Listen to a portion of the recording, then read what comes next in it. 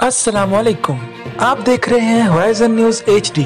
खबर शामिल करते हैं नारवाल से, जहां शादी की तकरीब में 1 घंटा नोटों की बारिश होती रही। बच्चे, बूढ़े और जवान हवा में उड़ते नोट पकड़कर झोलियां भरते रहे। दूल्हा के भाई अजीजो कारब ने दुकानों की छत पर चढ़कर नोटों की बारिश की।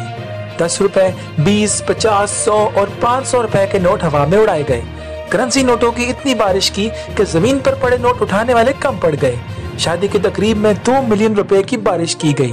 नोटों की बारिश से जफरवाल रोड पर ट्रैफिक जैम हो गई। जैम ट्रैफिक की रवानी के लिए मुकामी पुलिस भी मौका पर पहुंच गई। दूल्हा मोहम्मद इरफान की बारात नवाही गांव से लाहौर रवाना हो गई। शादी की तकरीब में हजारों रुपए लूट कर बच्चों और जवानों के चेहरे खुशी से निहाल हो गए। रिपोर्ट मोहम्मद हमाद रजा, इंचार्ज नुमाइंदगान होराइजन न्यूज HD।